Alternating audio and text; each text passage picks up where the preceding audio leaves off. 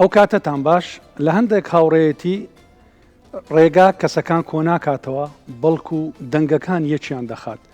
دەنجێکی زوڵاڵ کە لە شەوانی زیکردا بەرز دەبێتەوە و لە ئاستیدا دڵ دێتە لەرزین. میوانانی ئەو شەومان کەسانی جوانن پیشە کۆیانی نەکردوتەوە بەڵکو خۆشەویستی بۆ خوا بۆ قورئان بۆ پەیامبەر درودی خوای لەسەر بێ و بۆ یەکتر.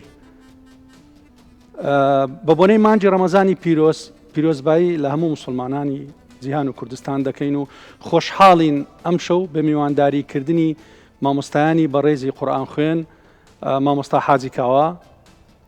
مامۆستا سەید عەبدوڵڵا، مامۆستا سەید مستەفا. مامۆستا بەخێر بێن. سپاس دەکەین مامۆستا لە کۆتایی دەست پێ دەکەین خۆشەویستی ئەنگۆی کۆ کردیتەوە. بێگومان شتێکی زۆر ڕاستە و شتێکی زۆر جوانە. خۆشەویستی نەبایە خەڵکەکان یەکترە نەدەناسی و لێک نزیک نەدەبوونەوە ئاشنایی و تەبایی بەڕاستی بوونی نەدەبوو. بەڵێ خۆشەویستی شتێکی زۆر گرینگە و قورئان و فەرمودەی خۆشەویستیشمان عەلەیهی سەڵات وسەلام زۆر جەخت لەسەوە دەکا خۆشەویستی لەناو موسڵمانان و لەناو مرۆڤەکان ڕۆژانە زیاتر و پەرە بدە. مامۆستا ئەگەر بینەوە سەرەتایەکەی هەر بە خۆشەویستی بەڕێزت ئەو ڕێگایەت هەڵبژار. بەڕێزت دەناسم زیاتر لە 35 ساڵات زۆر ڕاستە. بێگومانێمە هاوڕێی تەمەنین و وەکو بەرنامە پیرۆزەکە و جوانەکەت بێگومان ئەمن هەر لە سەرەتاش کە ڕووم لە ماڵی خوا کرد و دەستمدا قورئان لۆی بیخوێنمەوە و خۆم پێ ئاشناکەم و خەڵک بمناسی هەر خۆشەویستی بوو. چکە خۆشەویستی زۆر گرینگە لە ناخەکان ئەگەر دروست نەبی هیچ شتێک ناتوانانی ئەتوو کو دەڵێی یعنی بنەما هەنگاوی جوان پێشکەش بکەی وە بتانی خەڵکیش بەڕاستی سوودت لێوەربگری. مامۆستا چی یەکەم کەس بوو پێت گۆ دەنگت خۆشە و یان بەخۆ هەست پێکرد؟ وەڵی خۆم هەر مناڵ بووم لە دەوری 10 ساڵی ئەوانە حەزم لەوە بوو کە جۆ لە گۆرانی ڕابگرم، جۆ لە مەسەڵەن دەنجی خۆش ڕابگرم. ئیدی لە ماڵش ینی کو دەڵێ هەندێک جار شتەکی وایان پێدەگوتم کە دەنگت هەیە دەنگت خۆشە کە گچکەش بوو ئینسان حەزی لێ خەڵک منداڵ ینی کەسێک کو دەڵێ هانی بدا تەشجیعیکە ئەوجەلەوەی زیاتر ئەمن ڕێم لۆ خۆش بووکەوە هەز بکەم دەنگم خۆش. ینی پاڵپشتت بوون لە ئەکید لە ماڵەوە زۆر گرنگ بوون بە تایبەتی برایەکی گەورەم هەبوو زۆر مەڕەقی بوو مەسەڵەن هاوکاریم بکە دەیگوت دەنگت زۆر خۆشە هەرچەندە جار گاڵتەشی پێدەکردم دەیگو مەسەڵەن دەنگت ئەوهایە بەڵام بە گرنگجی و گشتی ینی ڕێنمایەتی دەکەیت. ئەکید دەست خۆش. کاک سەید ساڵی چەند کاک حاجیت ناسی؟ خی گەورە مێرەبان پێشەکی زۆر سپاس لە بۆ کەناڵەکەتان لە بۆ جەنابێت تقریبا لە نوهەتەکانەوە ینی بدایەتی نەوەتەکانەوە مامۆستا کاوە مناسی ینی ئەو هەندێک مناسبەتە و تازیە و ئەو بابەتانە لێ تقریبا لەوێ و دوکانێکیشمان هەبوو لە بازاڕی دوکانی کاک حاجی قارەمانی لێ زیاتر ئاشناییمان هاوڕێتیمان پێیا کرد بە تایبەتی لە مۆزوعی تازیەی ئەوان مامۆستا کاوە بەتەمەن لە من گەورەترە وەکو برای گەورەیشە لە بۆ من تەمەنیش پێکەوەینەوە هاوڕێنە بەڵکو نەکە هاوڕێنە بەڵکو لە برایکی زیاترین الحەمدوللا ئەمە لە تازیە ئەمن گچکە بم یعنی دەچمەوە تازەکان دادەنیشتم یان جار بزار دەخین دیار بۆ یەک لەو کەسانە بوو کە تەشجیعی دەکردم ئەو لەگەر مامۆستایەکی تر بوو مامۆستا نامی خوا عەفیکە ئەوانە پێکەوە بن دایمەن منیش دەچم جار بەجار ئەوە تەشجیعیان دەکرد بە تایبەتی مامۆستا کاوە لێ یەکترمان ناسی و هەتا ئێستا لەبیرتە یەکەم جاری پێکەوە قورئانتان خوێند یان لە مەولودێک بەشداربوون ئەوە لەبیر؟ ئەمە وەکو مەولود دوایە بەشدار بووین بەڵام لە تازیەی بووینە تقریبا برادر وەڵڵاهی بزەوت بیرم نایە بەس بیدایەتی نۆتەکان بوو یەک دوو تازی ئەو هاتچۆم یەک دو عەشەرم خوێند و ئەمنی ناسی و زانی چێم و تەشجیعی کردم دەنگت خۆشە و بەردەوام بە و لە پاشەویش زۆر تازیەوان پێکەوە خوێندیە و زۆر مناسبەی مەولود و لە مناسبەکانیش بەشداریمان کردیە هەتا ئێستا الحەمدوللا. دەست خۆش بێ. کاک سەید مستەفا بزانم مامۆستا حاجی کاوە بابتی تەشجیع کرد ئەویش ئەتووی تەشجیع کرد وەنیا هەر بەخۆی ڕێنماییت دەکا و الحەمدوللا بام زۆر برادەرە لەگەرمان هەر نەک لەگە من ینی لەگەر دامەکانی خێزانمان تازە کە وەکو بام شتێکی باس کرد باسیەوەی کرد کە گوتی مامۆستاکاوە لە برایەک لەم زیاترە یعنی زۆر جاروەیە هاوڕێتی لە سەری و خێزانیشە حتا لە ناو خێزان زۆر جارێ باسی ئەوی دەکرێت دەری لە ناو خێزان لەگەر منداڵەکانتان یاخود لەگەر خوشک و برایەکانتان هاوڕێ بن یعنی هاوڕێتیشی پێش خێزان خستێ لۆ چکە زۆر جاروەیە ئەوەی کە دەتوانین لەکن هاوڕێکت باسی بکەین ناتوانین لەکن خوشک و برایەکەت باسیکە ناتوانین لەکن داک و باکوت باسیکەی و حتا لە زمانی پێغەمبەری صلی الله علیه و سلم ئەگەر تەماشا بکەی بە کەلکترین کەس و خۆشەویستترین کەس لەکن پێغەمبەری صلی الله علیه و سلم هاوڕێکەی بووە ئەویش ئیمامی ئەبوبەکری سیدیق تەواو زانانی کاک سەید مستەفا هاوڕێتی نیعمەتە چ خواییە چونکە تو ناتانی خزمی خۆ و کەست هەڵبژێری بەڵام خوا ئەگەر تو بتوانی لە بنەمایەکی جوان دەتانی هاوڕێی خۆت بەو شێوەیە هەڵبژێری کە لەگەڵ خۆت و شتی تۆ بگونجێ بالفعل بالضبط ڕاستەکەی بەڕێز لە مێژە بەردەوامی لەو ڕێچکە و لەو شتەی الحەمدولله لە چەند ساڵ بووی خۆیانش تقریبا 5 ساریەوە 5 سال بووم گچکە بووم حتمما نەوەش دەگەڕێتەوە لە فەزلی خوای گەورە و دۆمیان بابم هۆکار لەبیرتە یەکەم جار پێشکەش کردیە لە مەولودە چ شتێک کاک سەید بەخوای ناوەڵە بەفکرم نایە بەڵام ئەوەندەم بەفکردێ 5 سالم نەدەچوومە مەکتەبێ تەماشای دەستی بابم دەکرد مەسەل لە مارێ جاروی سرودی دەگوت و دەفیلێتدا ئەویش قوتابخانەیەکە یعنی ئەویش ڕێچکەی جوانە کە نزیکبوون لە خوای و قورئان و سرود خوێندن ئەویش هەر بخۆی قوتابخانەیەکە کە خەڵکی زۆر جوان پەروەردە دەکات مەدرسە چ تایبەتەیش ڕاستەکەی کاک حاجی وە بزانم ئێستا پرۆژەکتان لە دەستە لە بۆ بانجی ئەوە بکەن پرۆژەکەمان پرۆژەی حکوومەتی هەرێمی کوردستان بوو بە خۆشحاڵی وەزارەتی ئەوقاف و کاروباریانی بەڕێز کاک دکتۆر پشتیوان شتەکەی دامەزراند و ئێستاوە نزیکەی ساڵ و نیوە کە ئەمە ئەو پرۆژەمان بەردەوامە کاک سەید عەبدوڵڵا وەکو برایەکی بەڕێز و چەند برایەکی دیکەش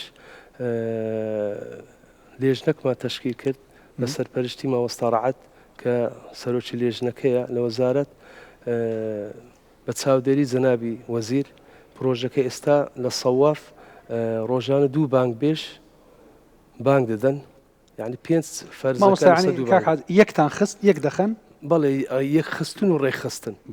تەوحید بی چکە ئەو بانگە ئێستا لۆ 2050 مزگەوتی دەڕوانێت لە هەولێری هەتا حاجی ئۆمەران دوای پرۆژەکە فرەوانە یعنی کوردستان ئێستا بەس لای سلێمانی و ڕانیە و ئەو مەتیقانە مایە ئەگەنە لە زاخۆ و لە ئاکرێ و لە دهۆک و ئەوانەش ئەو بانگە مامۆستا عەفوم کە هەر بانگێک بە مەقامێک دەگوترێ یان هەمووی یەکە بەخۆی گرنگی مقامەکە ئەوەیە کە شێوازەکی جوان پێشکەش بکرێ نەشاز نەکرێ یعنی مەسەلەن تەحدیدمان نەکردێ لە فیلان بانگ ئەو مقامە بگوترێ چکە ئازادیەکمان دایتە بانگ بێژەکان لەوەی بتان ئیبداع بکەن لەوانەیە ئەو بانگ بێژە مەسەلەن کاتەکەی بەیانەکەی بەبەر بکەی پێ بڵێن ئەو بانگە بدا لەوانەیە ئەو ئاستەی نەبی لەو بانگەی لەو مقامەی ڕۆلی خۆی ببینی نەشاز بکە بۆی ئازادیەک هەیە لە بانگ بێژەکان یعنی لە ناخی بانگ بێژەکان لەوەی ئازاد بن چۆنیەتی شێواز دەرخستنی مقامەکە بە هیوایەت و ئەوەی خۆیان بی لێتە جوان پێشکەش بکەن مامۆستا عەفوان لێرە حتا نوێژە تو دەزانی ئەو نوێژانەی لە تاریکیە بە دەنگەکی بەرز دەخیندرێت ئەکید وەنیا جەهریەوە حتا خەڵک گوێ بیستبی ئەویدی بە کزی و هەر کەسە لە دڵی خۆی دەخینتەوە لەوەش لەوانەیە مەسەلەن مراعاتەوەی بکرێ مەسەلەن نوێژی بەیانی دەنگەکی خاوی خۆشی قوڵی دەوێ وەنیا لەوانەیە نوێژی عیشایە دەنگەکی بەرزی بێ نوێژی نیورانی ئەوجە کاک کامەران لەبەر چ ئەمە 2 بانگ بێژماندانایە لەوانەیە ئەو بانگ بێژەی کەەوە ئاستی بەیانیانی نەبی لە بانجی نیوەڕۆ عەسر دەوری خۆی ببینی یعنی ئێستا 32 بانگ بێژمان هەیە لەو پرۆژەی ئەو 32 بانگ بێژە لە زیاتر لە 200-300 لەوانەیە 400 بانگ بێژ هەموو ئیمتحان کراینە هەموو لە فلتەر درایە ئەو 32 بانگ بێژە ئێستا لە دهۆک 20 بانگ بێژە لە هەولێر 32 لەوانەیە لە لای سلێمانی زیاتر بی ئەمە دەمانێت شێوازەکە بەو شێوەی بی خەڵکەکە گلەی ناو مزگەوتەکان کەم بیتەوە چێژیشی لێوەرگری یعنی ململانەی اختیارەکان و گەنجەکان نەما و تەوقیتەکەش ڕێک خسترا مەسەلەن مزگەوت هەبوو بە تۆ بە سارەی دەڕۆی دەبینی مزگەفتێک دەڵێ حەیە عەلە السەڵا تازە مزگەفت دێ ئەڵڵاهو ئەکبەر ئەوە کێشە بوو دەنگ ناخۆشەکانمان نێشت دەنگ ناخۆشەکان لەگە ڕێزمان زۆر کەس گلەی دەکات دەڵێ وەڵای کاکانگۆ خێری خەڵکەکەتان بڕی کاکە ئەمە خێرمان نەبڕی ئەسڵەن خێرمان لۆ خەڵک هینە ئەو دەنگە ناخۆشانمان لە بۆ خەڵکەکەی لە کۆن خەڵک کردەوە ئەوجا کاک حاجی بە دەنگە خۆشەکەتان چمان پێشکەش دەکەن هەر شتێکتان ماشەڵڵا هەر ئەو مقام سێگاکەی مامۆستا لەگە سەید عەبدوڵڵای لە مەولودان زۆر دەخینەوە کاک سەید دەفەکەی حازرکە هەڵستاوی لە خەوچاوێت خومارایە هەڵستاوی لە خەوچاوێت خومارایە دڵت بردوم بە غەمزەی پارە پارایە دڵت بردوم بە غەمزەی پارە پارایە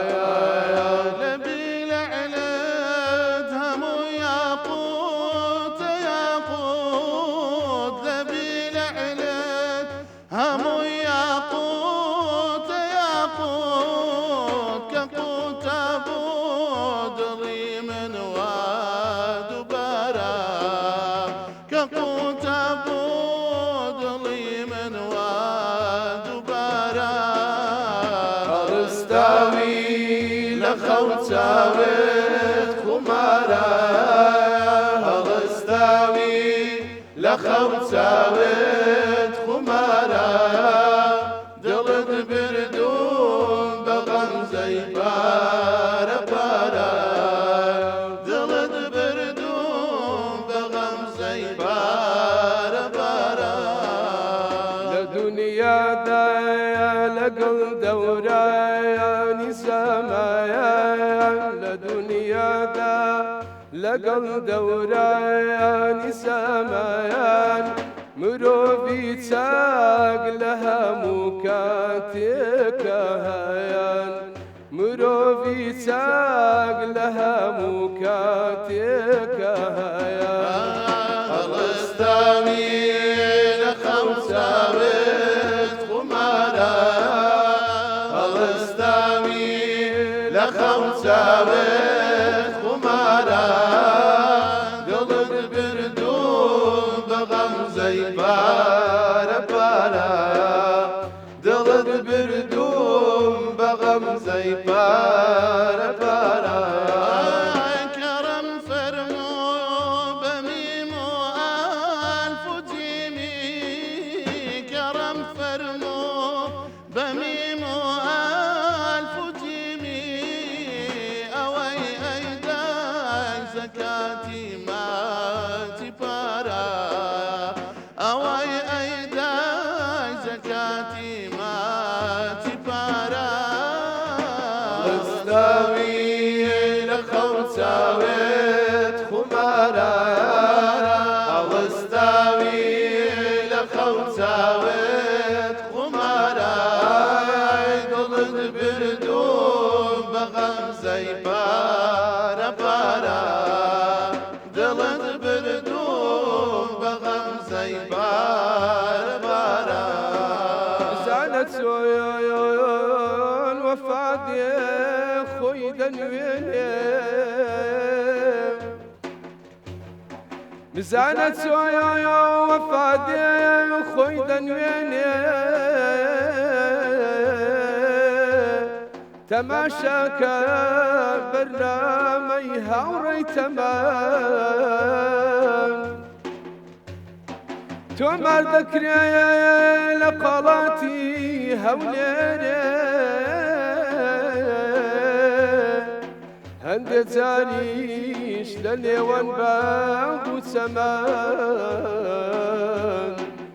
رمزانيش لكردستان بيستو تايار رمزانيش لكردستان بيستو تايار سدايها يا لحيزازو يا مايان سدايها يا لحيزازو يا مايان دەست خۆش مامۆستا زۆر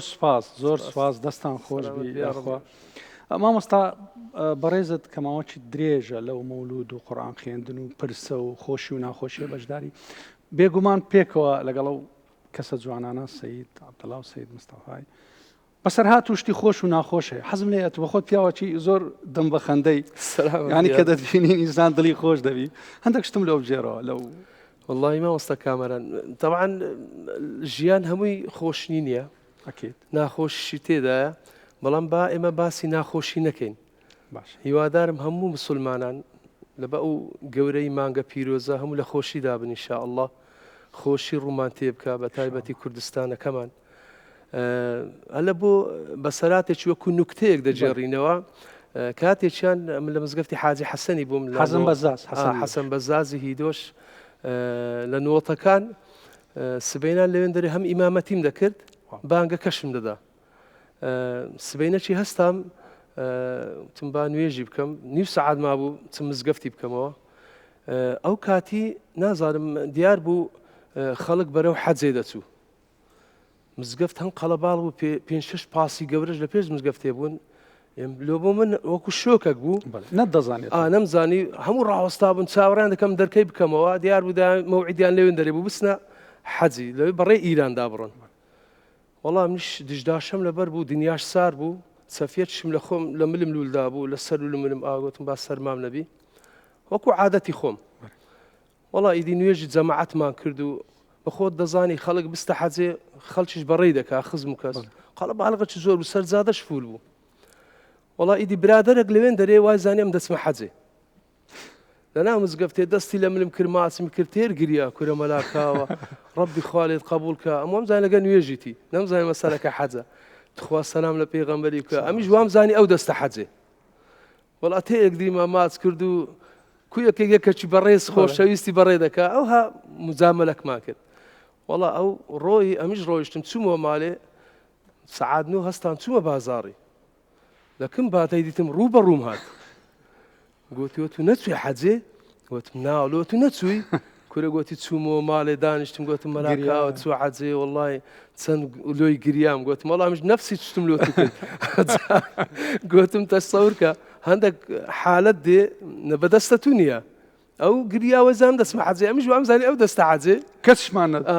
کەسمان نەچوین بەس خوا ڕەحمی کردم دوایە چووم ئەو نازانم تا ئێستا نەشم دیتەوە چۆیان نەچوو ان شاء الله خوا حەج ئامین یا ڕەبی کاک سەعید بەڕێزت چت لەکنە کاک سەعید والله من کاک ئامەران زانوی دەبینی هەندێک شتەیە لەناو مەسەلەن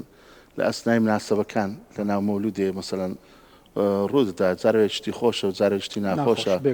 ئەو مەلاکا باش شتێکی خۆش کرد منش دەبینی جار بجار مولد دەخینەوە لەناو گەرمەی مولدیە ڕاست جیازراوە دەستیتن دەستیان شتێک ڕوودەداتن کێشەک دێتە پێ کێشەک ڕووی دەدا و عالەمە مشۆش دەبێ ئەوە چ بوو ئەوە چ بوو یان دەبینی دەنگت ئەیبینەوە دەست بۆ مولدەکەیان تێشتش بخینی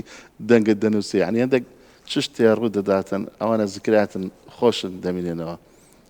هیچت پێ نیانێت و بەبیری بینمەوە زارێکی گوتی مەولودمان دەخیندەوە مەسا عەشایری بوون مامۆستایان لەگە بوو هەولێری خۆمانە مامۆستا سەمیر مامۆستا سەمیر زۆر حەزی لە مقام حیجازە تیان کاکە تشتە خۆش بکەنەوە دەستی حیجازە چوو چ تایر تۆفیقی گوت کابراژ وەی زانی گۆرانی دەلێ ئەستا گوتی هەزار جوێنە پێ دەکوریوە سن هەی نازان چ گوتی ئێرە مەولودە یان مقامە کوڕگوتیان بابەوە مەولود لەگەر برایکی دی بڕێزمان مەرانەوزات کاکە لە مەولدێکی بوون هاوین بوو لە سەربانی تازە لەگەوێ بەبیرماتەوە دەماخین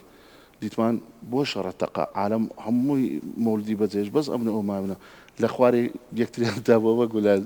گۆشە دانیش بوو لە سەرێ دەشوا دوێرە بینە خوارێ ئەزت زۆر هەیە بەڕاستی یانی لەو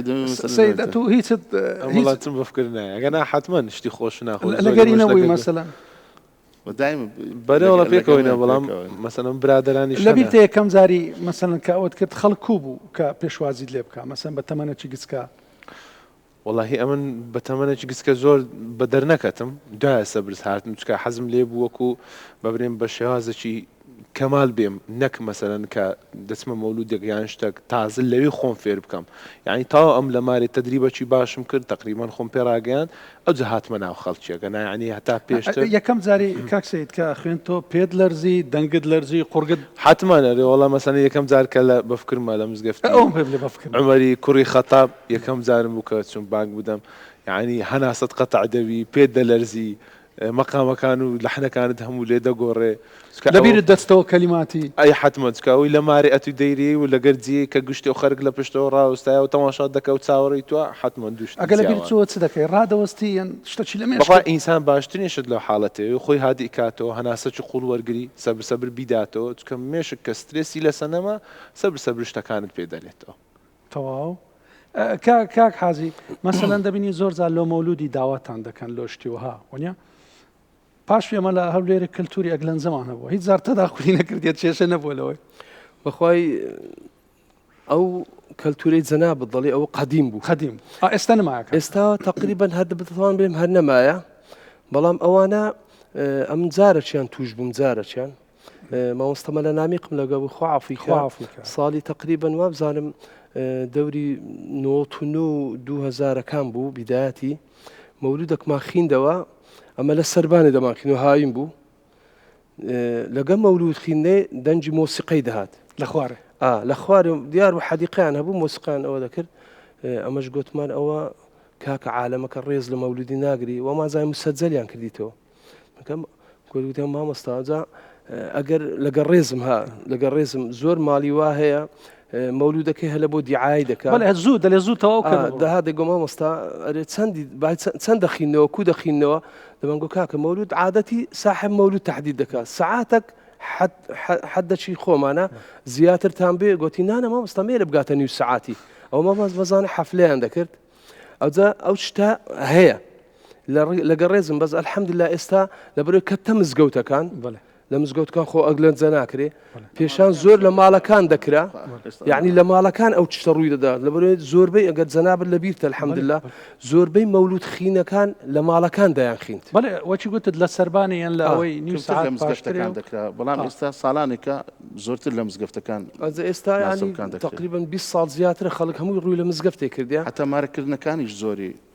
يعني ما ربرينش حتى ما مستاني آيني بريز زور قلية هذه ذلك ما دبنا المالكان خانيك بخوي صدمة ترى في صد كز دعوة ذكري إيه خلق زاروا ما مستاني ما تبغي دانشتيا يعني بريد فينا كوش سربانة أو هم الجنة بياو عالمة تجارو جرام بنا أو هم ملان دواء حتى ملاي دبن دستي مازدا كانوا شيء خلاص دبي كز ملاي نباتوا من ضال شيء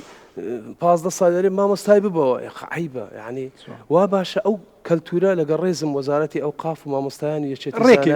ڕێکی بێخن بێنە مزگەوتەکان هەم هەیبەتەکە لە بۆش بوو کوزاوە و